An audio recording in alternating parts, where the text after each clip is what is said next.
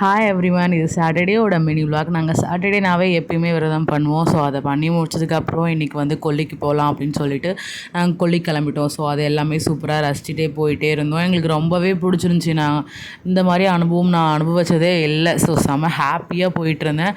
கிளம்பி போனதுக்கப்புறம் அங்கே நடந்து போயிட்டுருந்தேன். நான் கொல்லிக்கு ஒரு 7 தான் வந்திருக்கேன். ஸோ அதனால் எனக்கு மோஸ்ட்லி அங்கே எனக்கு எதுவுமே தெரியாது. ஸோ இவர் தான் ஹேண்ட் ஹோல்ட் பண்ணி என்னை அழகாக கூப்பிட்டு போயிட்டு இருந்தார்.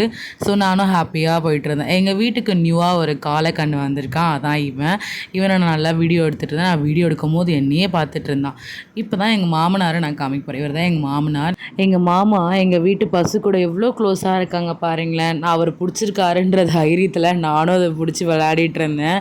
ஸோ அந்த பசு எல்லா பசு கூடயுமே மாமா அவ்வளோ ஃப்ரெண்ட்ஷிப்பாக இருப்பார். எந்த அளவுக்குனா நான் வீடியோ எடுக்கும் போது இங்கே பாரு அந்த அளவுக்கு சொல்வார் மாமா. ஸோ அவ்வளோ ஃப்ரெண்ட்ஷிப்பாக இருக்கார். இவங்க 2 பேருமே அக்கா தங்கச்சிங்களாம். நான் எவ்வளோ டைம் சென்னை கூப்பிடுவோம், ஆனால் அவங்க வரவே மாட்டாங்க. அதுக்கான ரீசன் என்ன இங்கே இப்படி தான் தெரியுது. ஏன்னா இங்கே இருக்க எல்லா பசுமே குழந்தைங்க மாதிரி வளர்க்குறாரு. ஸோ இதில் எங்கள் மாமாவை எனக்கு ரொம்ப பிடிக்கும். எப்பயுமே எங்கள் மாமா எங்கள் எல்லாருக்கூடையுமே அவ்வளோ ஃப்ரெண்ட்ஷிப்பாக இருப்பார். என்னோடய யூடியூப் சேனலுக்கும் அவ்வளோ சப்போர்ட் பண்ணுவார். ஸோ செம்ம ஹாப்பியாகவே நானும் எங்கள் மாமாவும் பேசிகிட்டு இருப்போம். எங்கள் கொல்லியோட ஒரு செல்ல பூனை. இவனோட வேலை என்னென்னா எனி டைம் சேட்டை பண்ணுறது தான். எப்படி பண்ணிகிட்டு இருக்கான் பாருங்கண்ணே. கொல்லிக்கு வந்துட்டு இளநீ குடிக்காமலையா. ஸோ அதனால் என் ஹஸ்பண்ட்டு சொன்னேன். அவரும் போய் சூப்பராக இளநீ பறிச்சது வந்து கொடுத்தாரு. நாங்களும் அதை ஹாப்பியாக குடிச்சிட்டு அதில் இருக்க தேங்காய் எல்லாத்தையும் என் ஹஸ்பண்டை வலிக்கு தர சொன்னேன். ஸோ வலிச்சு கொடுத்தாரு. நானும் நல்லா சாப்பிட்டுக்கிட்டேன்.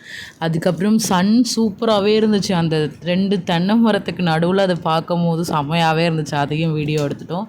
வீடியோ எடுத்ததுக்கப்புறமா இது ஒரு கைண்ட் ஆஃப் புறாவாம். இதோட இறகை வந்து பீகாக் மாதிரியே இருக்குமா. ஸோ அதை பார்த்து ரசிச்சுட்டு அப்படியே சூரியனுக்கும் கொல்லிக்கும் டாட்டா பாய் பாய் சொல்லிட்டு வந்துட்டோம்.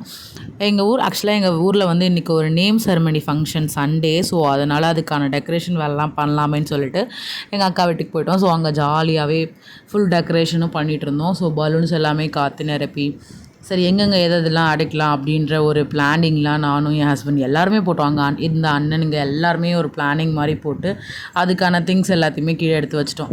அதுக்கப்புறம் மெயினான தொட்டில், பாப்பாவுக்கு தொட்டில் இல்லாமலே அதை செட் பண்ணிவிட்டு சாப்பிட்டுட்டு தூங்க போயிட்டோம்.